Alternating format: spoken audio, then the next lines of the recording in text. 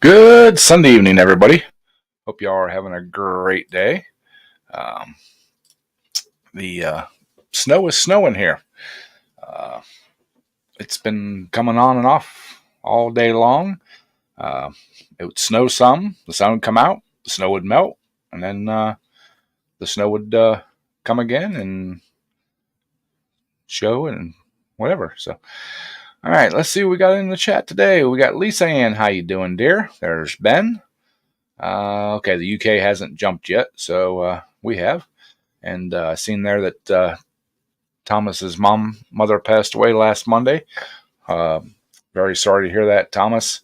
My deepest condolences. Hope you're doing well. Hey, there's Kevin. How you doing, Kevin? Let's see. Lisa Ann's there back. Tommy, how you doing, Tommy? So yeah, I had a I had a really good week. You guys seen my short? Ugh, man, my mind's going. If you guys seen my short, uh, you guys, uh, there's, I got a new toy. Sorry. Um, my mind is just um, not with it today, I guess. So, all right. So, anyways, like I said, hope you all had a great weekend or week since the last time I seen y'all, and uh, I'm just chilling today. Haven't done a whole lot. Worked on a friend's car yesterday. Uh, did a CV axle on it, and apparently, if you schedule time with somebody, no matter what you're doing, it's a date. So I had a date yesterday, and it was an all-day date. It started at 8 o'clock in the morning and ended at about about 3:30, 4 o'clock. So off, awesome, you know.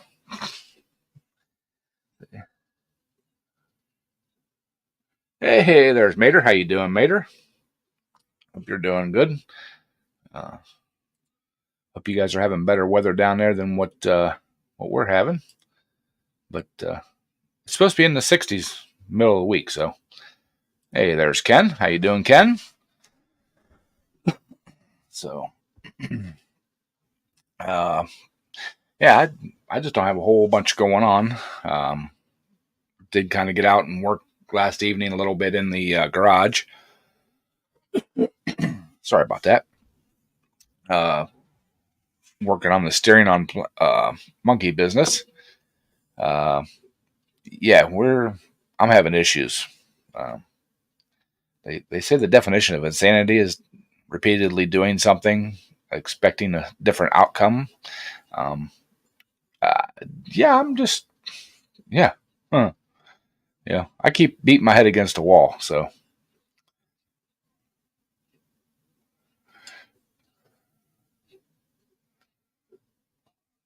fixed a sewing machine. Um, I've never really worked on a sewing machine. So hey, Renegade, how you doing, buddy? Thank you for stopping in. Mater said sunny skies, but on the cool side. Well, yesterday we had rain, basically misty rain or heavy rain on and off uh, most of the day. Uh, it just was kind of a gloomy day yesterday. I was glad I was inside working in the shop. And then this morning woke up and there was snow on the ground. So, but she's supposed to melt off by tomorrow afternoon, Tuesday, and be sunny the rest of the week. So, not real high temperatures, but not snowing. So, I blame the snow on my friend yesterday. She said she'd rather have snow than the rain. Not me. Kane Sample, how you doing, buddy? I know the deal. Had to replace a light switch in the craft room. Did you do it hot or did you shut the power off? I don't like playing with power like that at all. I don't care if I shut the power off. I guess I've been shocked once or twice too many times. So, but uh, Congratulations, Kane. What are we congratulating Kane for? Did you hit the lottery, Kane?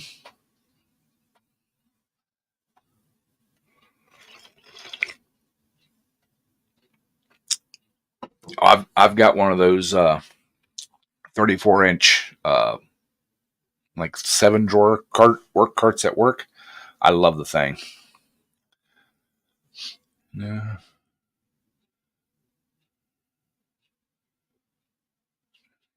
Oh, awesome, Lisa. You got a new pantry cabinet. I got a new, well, last weekend I bought a new fry pan. It was just a cheap one. It's the Mainstays from Wally Mart. Um, I paid like $12 for it, and I've used the heck out of it this last week. Dude, I am loving it. It's one of the ceramic ones. I thought for $12, it'd be okay. It is quickly becoming one of the best fry pans I've ever owned. So,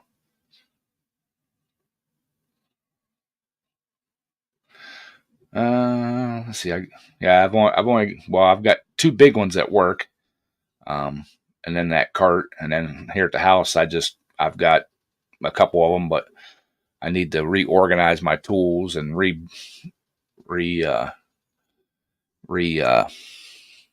put things in organization. I guess get everything organized.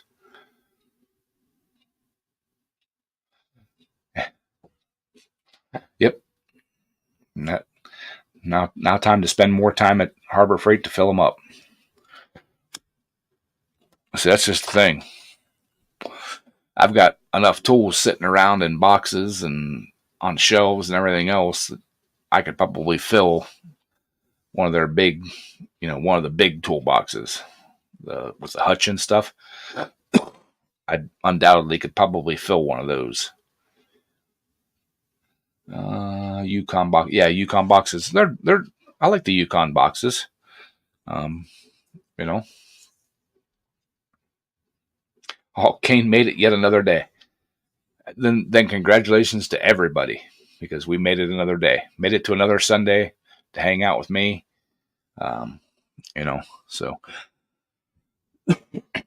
Uh, but yeah, a couple weeks ago I didn't. Well, when I didn't do my Sunday live stream, yeah, I didn't know if I was gonna make it.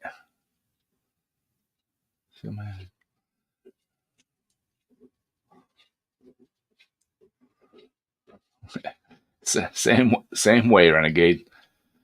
Second Chance Mowers, how you doing, bud? Thank you for stopping in. Uh, I got that one Craftsman box. I was going to transfer all my hand tools and stuff from the small box I got into that box, and then I started putting specialty tools in it, and I've got it, you know, 3/4 of the way full with specialty tools. Diagnostic tools, specialty tools. You know. John Clem, how you doing, buddy? Thank you for stopping in.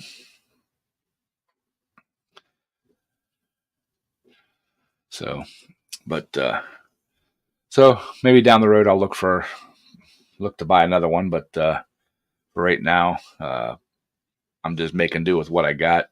Kind of spending money on other things. Uh, the V War box, uh, and I'm really kicking around the idea of I'd really like to get a plasma cutter or a TIG welder. Um, they'll probably be way down the road in the future. What I really need to do is add on to the garage, add on to the shop for storage. My temporary uh, canvas cover garage thing shed, it's starting to show some age, and I don't want to put any more money uh, into that thing. I'd rather just build something. Oh, cool! Scott got his new zero turn delivered yesterday.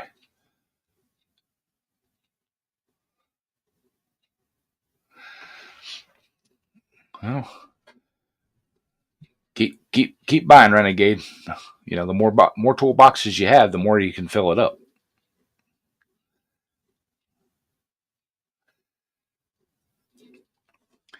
Hey, Sammy, how you doing, buddy? Thank you for stopping in. I seen that Sam was teaching little Sam how to paint mini bikes. I caught a little bit of that. So, but yeah, like I said, I was working on Monkey Business, and well, I was actually working on Plan B and staring at Monkey Business after I got done doing Plan B. Uh, I, they're I'm running into issues. So, but they'll work themselves out. But Renegade, we all need a bigger garage. You know, it don't matter how big it is. It seems like the bigger the garage, the more stuff we acquire. You know,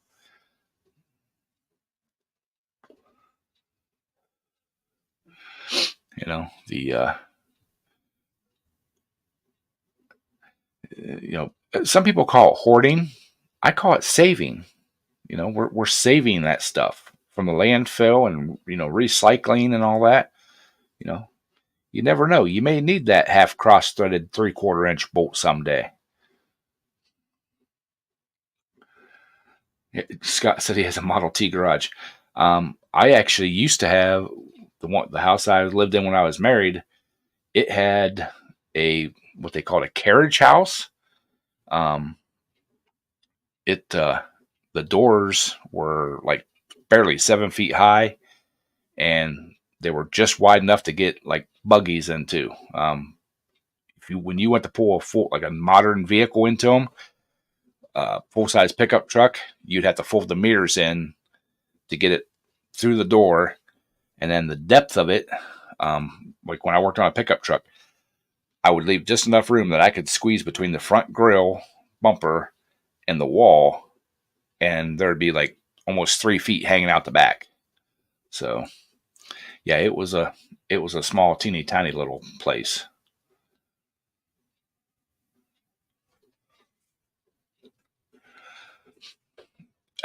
That's about the same size as the old garage I had it, but it was actually 2 bays. Um, and somewhere down the road, so somewhere down the line, somebody that owned it actually added on from the house to the garage and put like a family room on it. So, I mean, it was an attached garage, but you couldn't get to the garage from inside the house. So,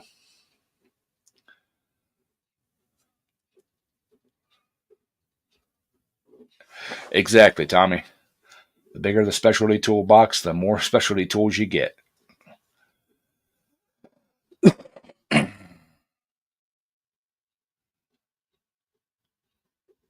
Yeah, I would like to have a shop the size of where I work at. It's 10,000 square feet, and technically it's 2 story, but it's clear span. There's no posts in the middle. I'm sorry about your luck there, Mater. Uh,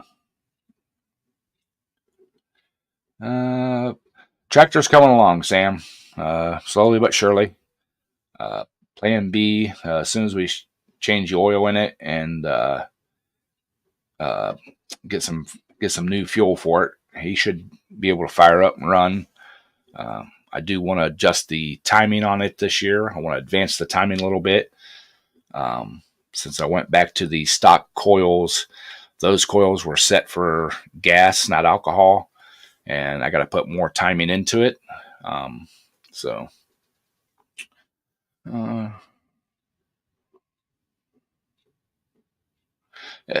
30 by 60 and slap full crap. Good crap. That's it. It's good crap. Run gauge dream would be a 50 by 100.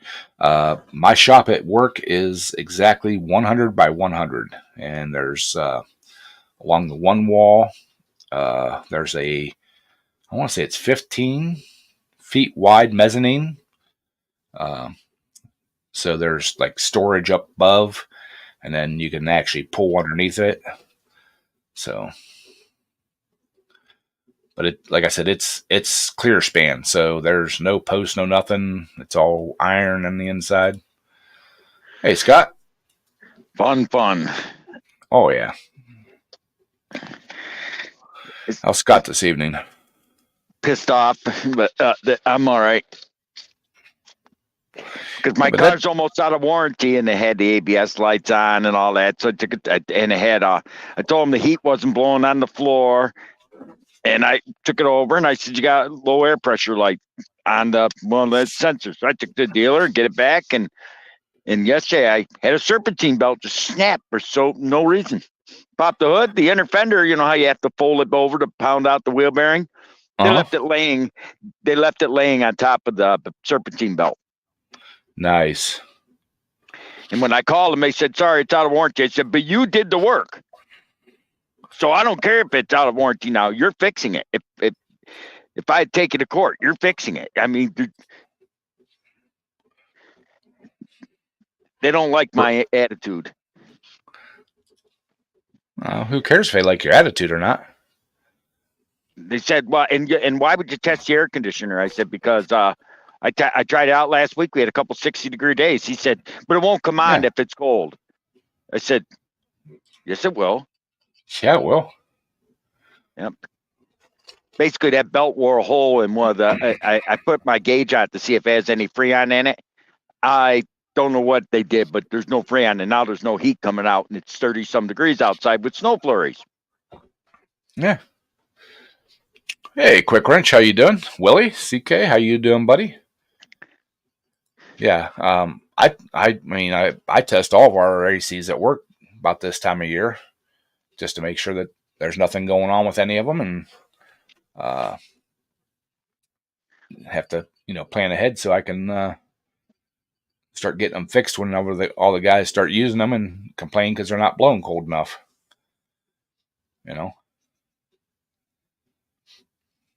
Yep, they which half the time when they complain they're not blowing cold enough, I bring them into the shop and just run them a little bit and check them over, make sure that everything's running, give it back to them, and they're like, "Oh yeah, that's great."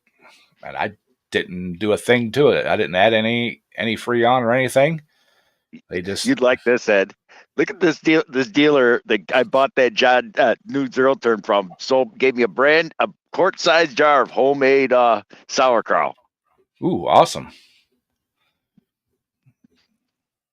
I left it in my car overnight. It was because my refrigerator's on the fritz, so I wanted to keep it cool. I'll tell you what, that was a cool dealer. Well, as long as it don't freeze and break open.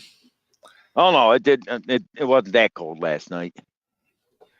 It might be here tonight. It's supposed to get down in the upper 20s. It's actually snowing here now, or it was. I can't see outside again. Been doing that on and off all day here.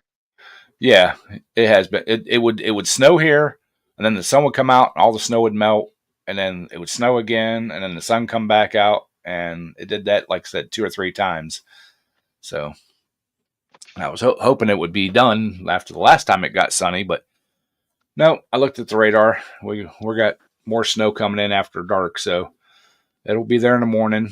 I don't know if we'll get enough that they'll call us in or not, but I doubt it. Well, it all depends if it sticks to the sidewalk. We have a 0 tolerance, so if it sticks to the sidewalks, we'll be in. Yeah. So and hopefully it'll be the last time that we go in for the year. Yeah, I don't think they've already said we've had the mildest winter they've ever seen. Yeah, pretty close to it. So they said it's the mildest winter on record up here. So oh, well, I'm thinking about it too. Has anybody went and actually seen dueling pianos live? I've seen it on video and stuff. I mean, I think it's pretty cool. It's funny and shit. But I just want to know if anybody's ever seen it live. I was invited to go watch it coming up in April. Never heard of it. It's just worked like two guys or girls or whoever. There's two pianos set up, and they go back and forth and tell jokes and play the piano and play music and sing and all kinds of stuff. Sometimes it's a lot of crowd interaction and stuff. Like I said, I've seen video and stuff of it. Most of it's hilarious or pretty good stuff. I was just wondering if anybody here has ever actually seen it live. Is it as good live as it is watching it on video? Lisa said she's heard of it but never seen it. Okay. Yeah, friend of mine invited me. So what do they do? They play a piano back and forth. Yeah, there's like I said, there's two pianos set up, and they sometimes they play songs together, like back and forth. They'll play a little bit of each, one, or they tell jokes and play, and it just, I'll have to all right, check it out. Take care, Thomas. Again, sorry to hear about your mom. You need anything, brother, let us know. Yeah, I've been down that road. I had it happen twice in 1 year, so I know what he's going through. Yep. It sucks. Yes, it does. So this new zero turn I bought, Ed, they gave me I don't think it's a bad deal. It was $4,200 for a Toro time cutter with the that MyRide system in it. And it's got I wasn't too thrilled about the engine, but $4,200. He threw in the bagger, he threw in the jack, he threw in the light, everything for $4,200. But it's got the Kohler 7000 series motor on it. It was either that or a Briggs, and I've heard horror stories on the new Briggs. Yeah, we've got one Briggs at work, and to me it seems a little underpowered compared to the Kawasaki's, but it is what it is. Because at the time when we bought that tractor, the only thing they were offering was a Briggs or the Briggs or the Kohler. Yeah, they weren't offering the Kawasaki anymore for 1 year. So, well, I went with the Kohler because I want the Briggs when I started them both, and I wasn't impressed with the Briggs. Yeah, but I wasn't impressed with the Kohler either. But the Kohler just seems like it ran better. Yep. So I mean, when we first got our first zero turn, it had the Kawasaki on it. I love Kawas. I had but I had a lot of bad experiences with them around there. But then I started looking at them and doing some little research on them, and yeah, they're awesome. Fuel word flex. Was you flexing, Mark? Doing that.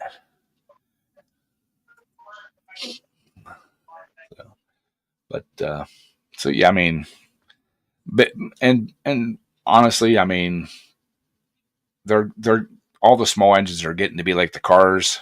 They're all the same. I mean, they're all going to have their bad and good parts and everything else, and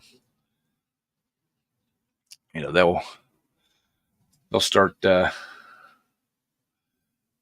a 2011 SUV. Yep. Yeah. The vehicle I did the CV axle on was a 2019 GMC Terrain. I did the passenger side CV axle, and unbelievably, there was only one place in town that could get it same day. That was O'Reilly's. Napa would take 3 or 4 days to get it in. Napa, AutoZone. Was it AutoZone? Yeah, AutoZone said it'd be like 3 or 4 days to get it in, and what's the other one? AutoZone and Advanced Auto. Advanced Auto didn't even have a listing for it. They said they couldn't get it. But O'Reilly's, apparently there's I don't know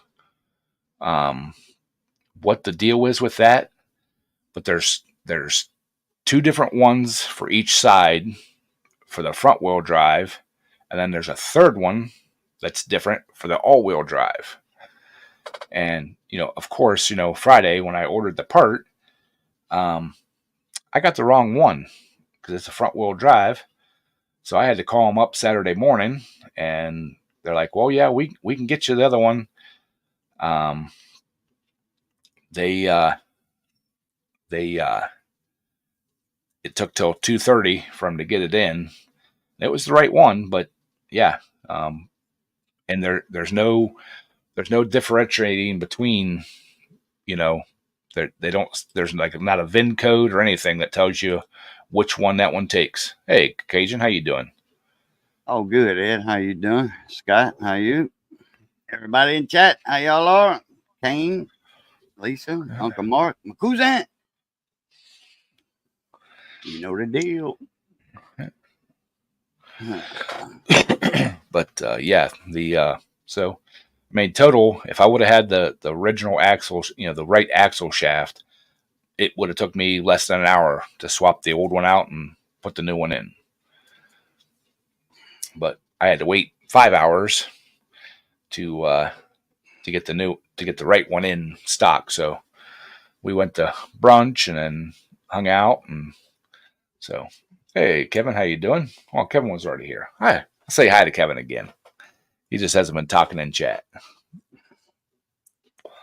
So, but yeah, I mean, it was doing that CV shaft was actually a lot easier than I thought. Everything come right apart. It wasn't rusted together. Pop the lower control arm off, and separate that out. Separate the tie rod end. Swings right out of the way. Had no issues.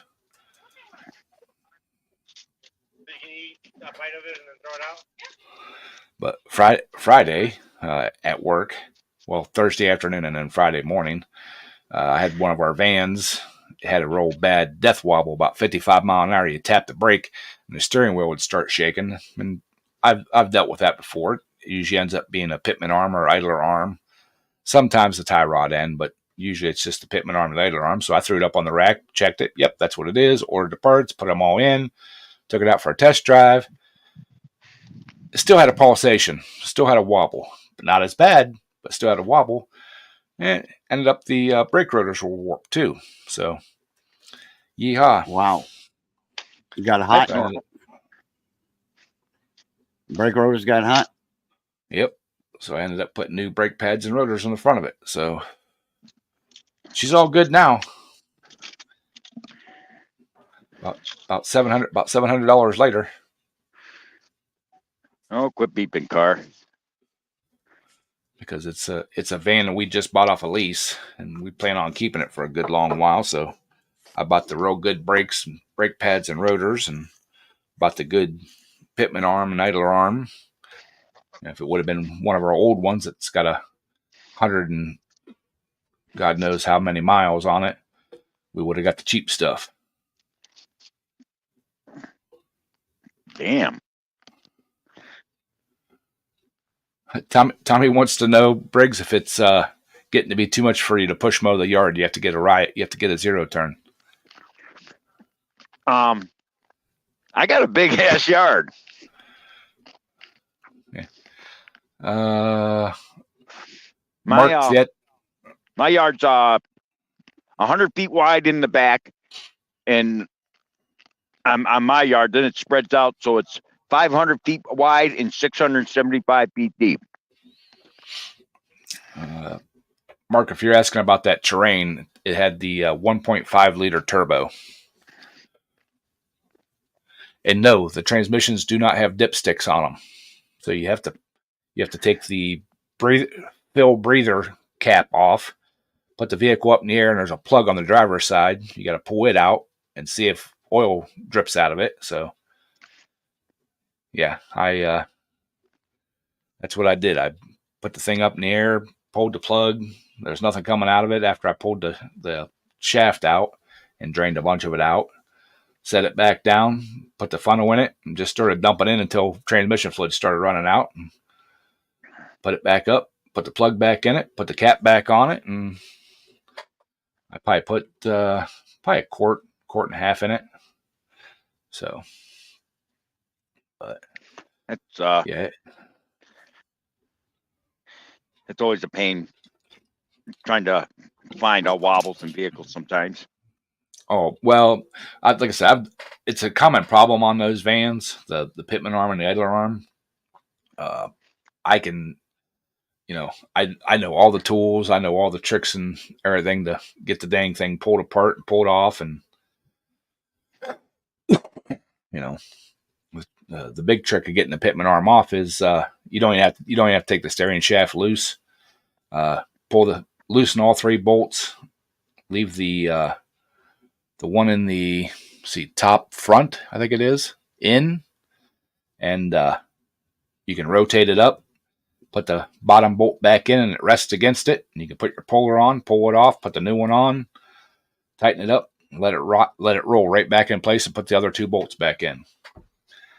The first time I did them, when I was doing it, first ones I did, I was taking the steering shaft off, taking all 3 bolts off, getting the thing swung down and around, and getting the puller on the pitman arm and everything else. And the one kind of troublesome thing, the sway bar blocks one of the bolts. So I just take the 2 front sway bar mounts loose and let the sway bar drop down. You can get all 3 of the gearbox bolts out, or get the impact on all 3 of them. And yeah, it's a fairly easy job, Do y'all have a alignment rack at your workplace? No, I don't. We've got a alignment shop that we've used ever since I've started there, and ever since I've started there, they've only charged us like $35 to do an alignment. Okay. $35. Where's that at? Well, I took my personal truck in, and it was $75. Oh, it was $75.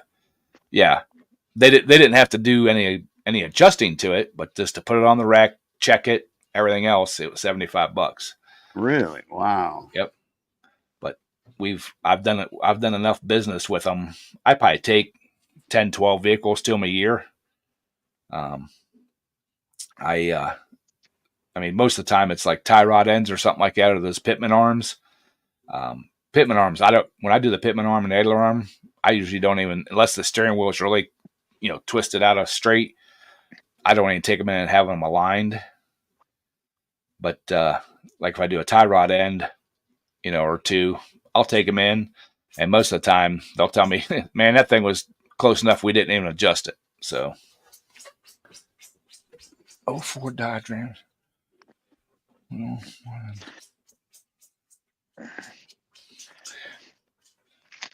Hey, Yeah, lay down first.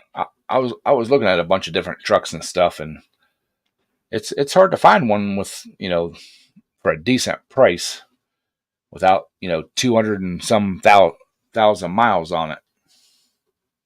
And I even seen some that were like 230, 240, and they're still wanting $10,000-$12,000 for them. Oh, they're just getting broke in. No, they're not. They're just getting wore out. Well, that's how I bought. It's got 248,000, but the guy I bought it from said he had the whole upper end rebuilt and new fuel pump put in at 219,000. Yep. Well, if the Yeah. weather, New if the weather- heads on top or something? You said he had the top end done? New heads or something? Or No, he had them rebuilt, Magnafluxed, and new valves put in, new valve seats made. So he's got a lot of compression now. New valve, Oh, new valve job and all that. Pretty soon Yep. that load, all of that stuff's going down in the bottom. Buddy of mine did that with his truck. Guy said, "You putting new heads on this thing, and you're not gonna do nothing with the rings in the bottom." He says, "Oh, you're gonna regret he it in a changed the year." rings in it. And He changed sure the ring. enough, he regretted it in a year. He changed the rings. Oh, so well, if he took the pistons out and all that, he had to have the bottom end done then. But he didn't bore it. He just cleaned up the cylinders and put in new rings. So Yeah, well, that's a full overhaul. I mean, he put. I don't know if he did the bearings. More than likely, did the bearings, main bearings, and that. Oh, it makes sense. You got that engine apart. Yeah. Yeah. Probably next month if the weather holds out and it's halfway decent. I'm probably gonna be ripping that metal bed off my truck and putting a flat bed on it. Homemade. It's Yeah. it's getting a little bit of a lot of cancer, Sue. So the Just driver's say, side, just say it right, Ed. It's a metal piece of Swiss cheese. yeah. Yeah. The driver's side bedside is actually rusted from the very top down through into the fender well, and it has dropped down like that. So, I bought a 63 GMC with a 305 V6 in it. The 305 V6. It didn't have no bed on it when I bought it. I built a homemade wooden bed. I was hauling crawfish on it with a piece of plywood, just tap screwed to the frame. And then finally I built my, wooden bed, treated wood and marine plywood. Big piece of cypress for the back bumper. It wasn't really a bumper, but it was just a 12-inch piece of cypress. Came down on each side and then angled down like that. It looked like a bumper, and that's what I had my lights put into. My signal light and brake light. Yeah, That was one of my favorite trucks. I had a 4 on the floor. That was one of my favorite trucks. And the oil pump went out. And it locked up on me. Didn't even know the oil pump went out. Well, I've been pricing lumber and stuff to build it. I think what I'm going to do is instead of buying 4x4s for the cross members, I'm going to buy landscape timbers. They're flat on two sides. They're half the price. That's what I did.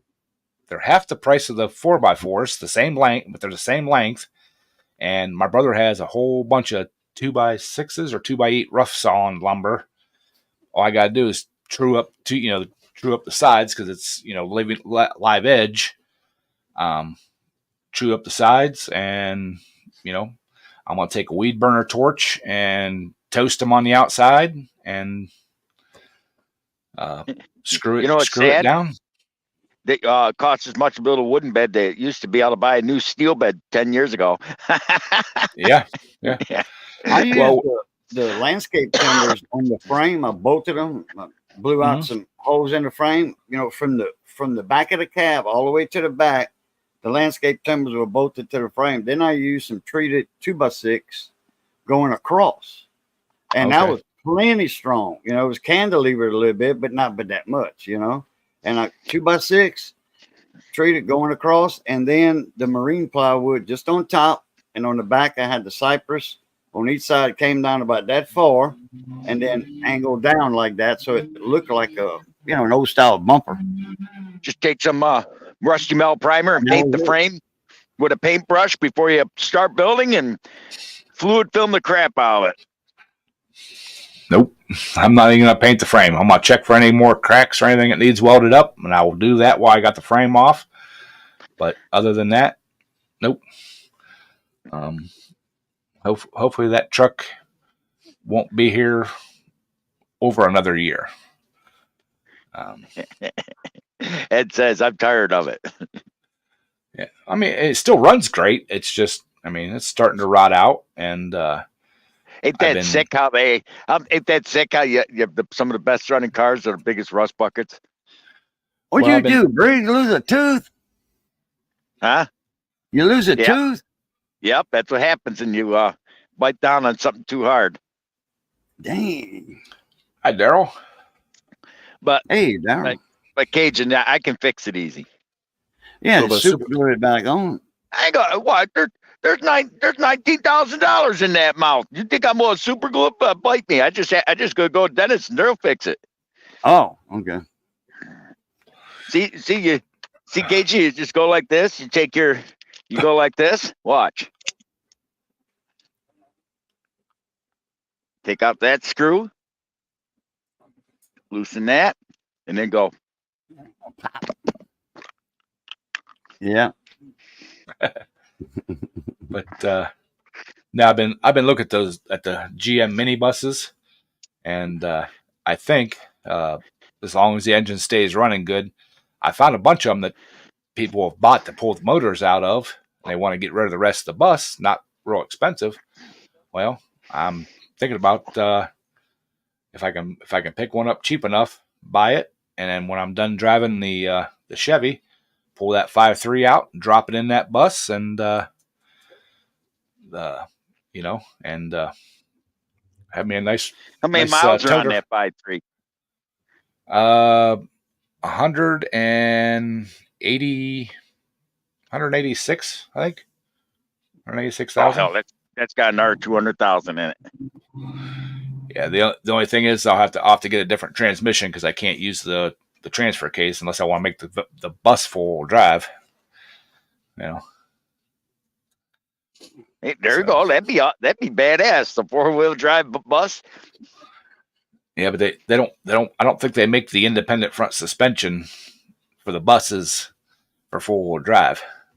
That sucks.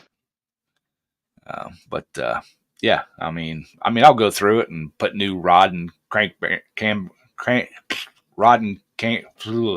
new bearings and rings and all that kind of stuff in it. And if it's too old, because there are some I was looking at that were like 89s and stuff like that, I'd have to pull the computer and everything out of my truck and rewire it and everything.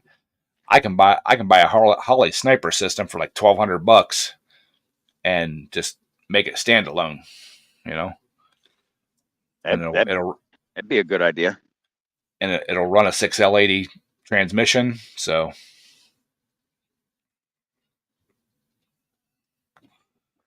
so yeah, there's really no need for me to. I'll be towing a trailer and stuff, but that 5.3 will be just fine. If it's not, we'll put a turbocharger on it. There you go, nitrous. No nitrous for the road. Just I just being a smart ass. Because I've got my 96 Ram there I can use as a daily. As soon as I fix the front brake lines, which that's coming up too. I just need to get it up to the shop some morning real early when there's no traffic, because the back brakes, they'll stop it, but not very well. So yeah, that's no fun driving with just rear brakes. Well, I blew the last time I drove it. I had to drive it because my other truck had the hole in the fuel tank.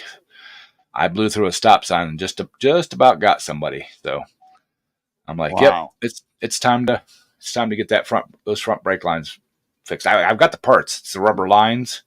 I just ran out of time before it got snowy. And I definitely won't drive it in the snow or wet conditions and stuff with just the back brakes. So, but like I said, I'll sneak it up there sometime early in the morning before the traffic gets real heavy and throw it up on the rack. A couple hours later, all new all new nickel copper brake lines, new rubber lines. The front brake pads and rotors are perfectly fine on it. I just did them a couple years ago and haven't really drove the truck that much. Hey, Rail, how you doing, buddy? So, no, Rail.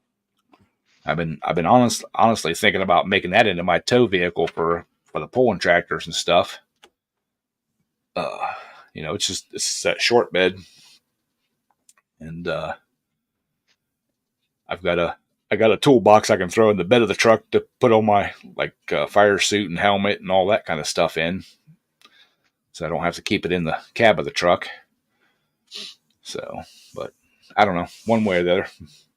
You know, maybe I'll make it my daily driver and just use the heavy Chevy for the tow vehicle. There you go. We'll figure something. We'll figure it out. Briggs, I sent you an email Friday.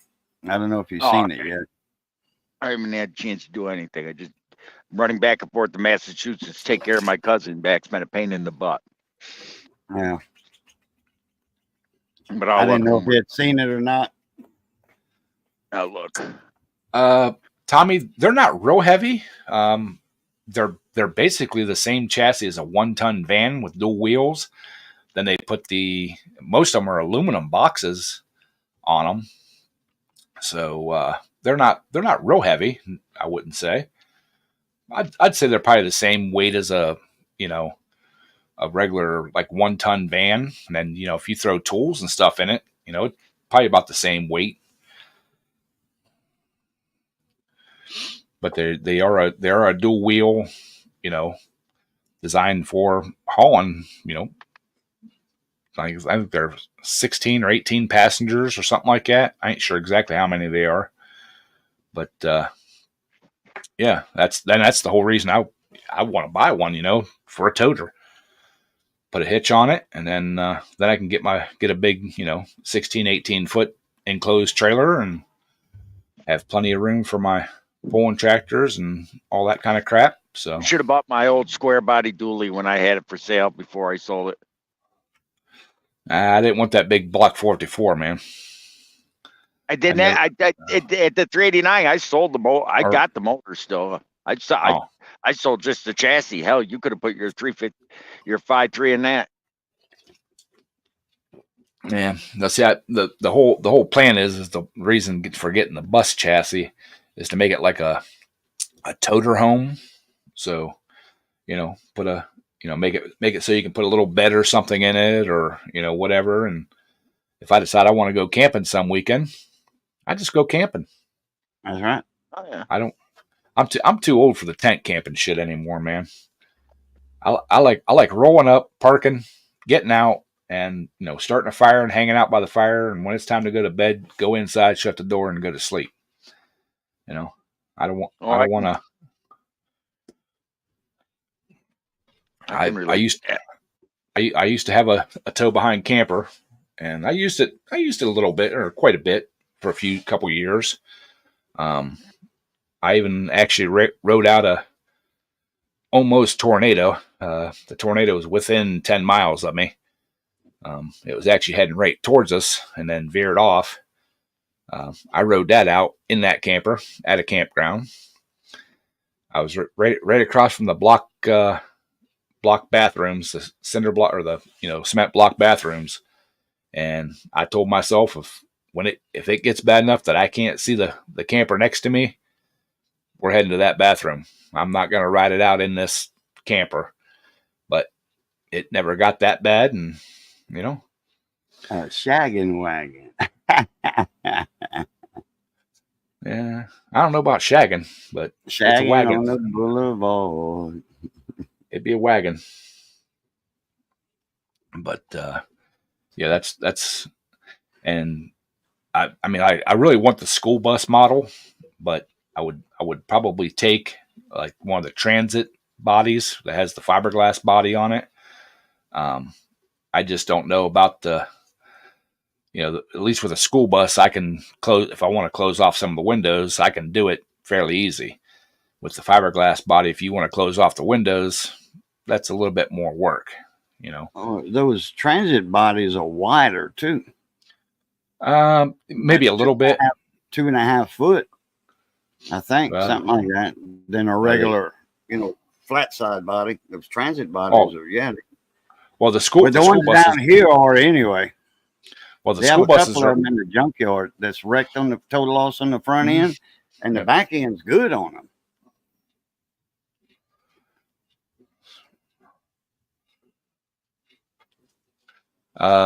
Just by viability and repair, usually is what some of them are age or mileage, but most of them are low mileage. It's usually when they start things start really nickeling and diming them, that's when they get rid of them. So, but like I said, it doesn't bother me none. If I can get it cheap enough, I'll put money into them. I don't want to pay for a 3/4 or 1-ton truck. I wish we had one of our 1-ton or some of our 1-ton vans coming up for sale at work, because I'd buy one of those in a heartbeat, and put a hitch on it. But for the foreseeable future, for at least the next couple years, we won't be getting rid of any of them. So unless something major happens to it, but if something major happens to it, I don't want it. And the way the truck prices are going, we won't be getting rid of any of our 3/4 ton trucks for the next couple of years either. Yeah. Well, you don't want a brand new truck anyway. I wouldn't. Well, I mean, a used one, like one of our 3/4 tons from work, I'd take any of those. But, yeah. But new trucks nowadays, oh man, too many sensors, and it takes a computer to fix them most of the time. And don't talk to me about sensors. I know all about sensors. I'm having that with this damn Impala. They, it's like now I got no heat on my floor, but I got heat on my coming out the top vents. Your door flaps not opening and closing or something? I don't know. It's coming out. I had the car in for service to get ABS lights and that, because the warranty's almost up. And when it came, and I told them to check the struts. They told me there's nothing wrong with the struts. I said, well, when I turn a corner, you can hear the strut bearing go down, making that nice crunching noise. And they tell me struts are good for 100,000 miles. They ain't going to change them. I said, you're not the one paying for them. Kevin, I actually looked into getting a full-size bus. The only problem with that is getting it into some of the places we go tractor pulling. It's pretty tight to get around the corners and stuff. So yeah, a full-size bus probably wouldn't do me good. So no. Boats, how you doing, buddy? Long time no see. What's up, Boats? I haven't seen Boats in so long. I thought he was dead. It's been about a month, I think. He was in here month and a half. No, I haven't seen him on a panel. I don't know what he looks like. He could be dead for all I know. That could be his ghost stalking. Oh no, I seen him on other social medias, so I know he's still out there kicking around. So, but yeah, but the bus is way down the list of things that we need to take care of. Would be nice if we could find one of those like transit vans they got running around cheap. Find one of those cheap. Those are nice too. Yeah. Well, a friend of mine knows a guy that he works for the next county over, the bus authority, and he gets first dibs on all the buses they're selling, but they're all Fords, diesels. I don't want a Ford diesel. Not even a Power Stroke? No. Really? I want nothing to do with the Ford diesels. I love a Power Stroke. The old 73s, 72s, whatever it is. The 10 million mile engine or 5 million mile engine. Well, I mean, I would never use the power of a diesel motor to do anything that I needed, and the price of the diesel fuel, just sucks. Well. So, I like the longevity of them. High. Right. And I told my buddy, I said, well, let them know if they have any of the Chevys that they're going to get rid of, let me know.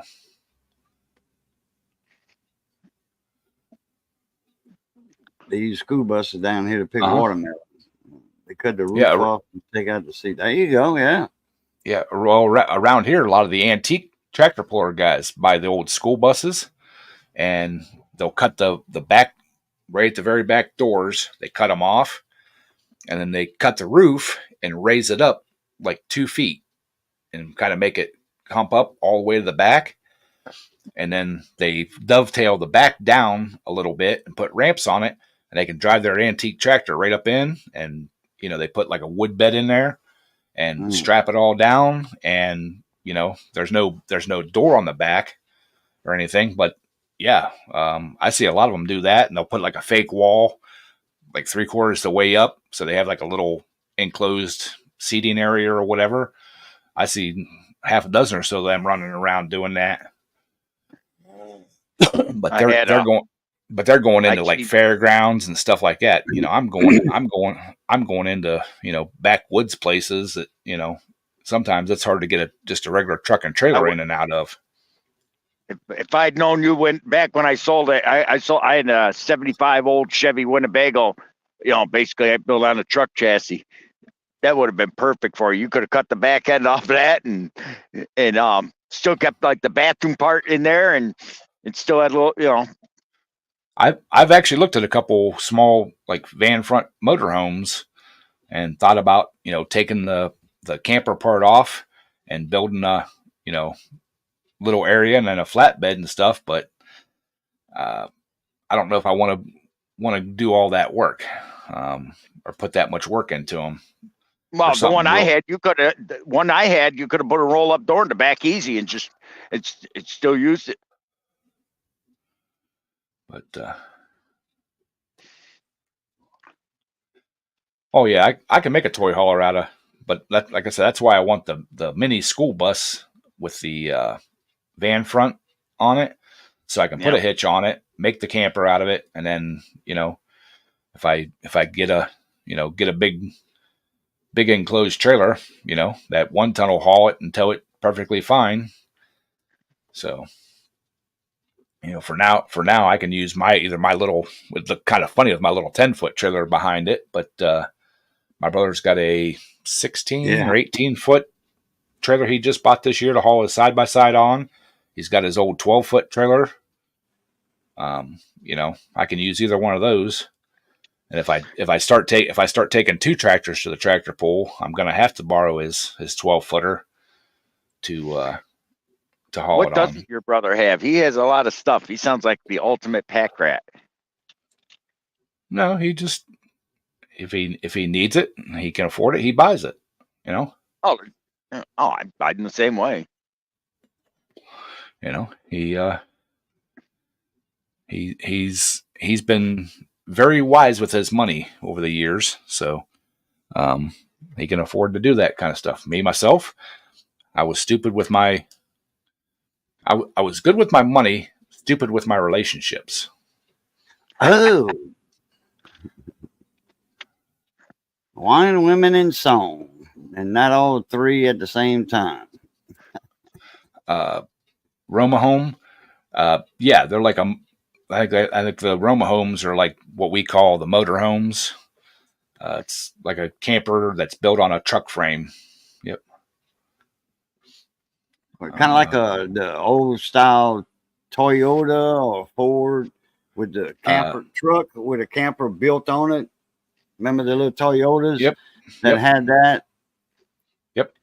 And the Datsun trucks, they had that motorhome built in, a camper shell built in on the frame. Yeah, I like those. Yep. Those were the nits years ago. What do you think my Toyota T100 is based off of?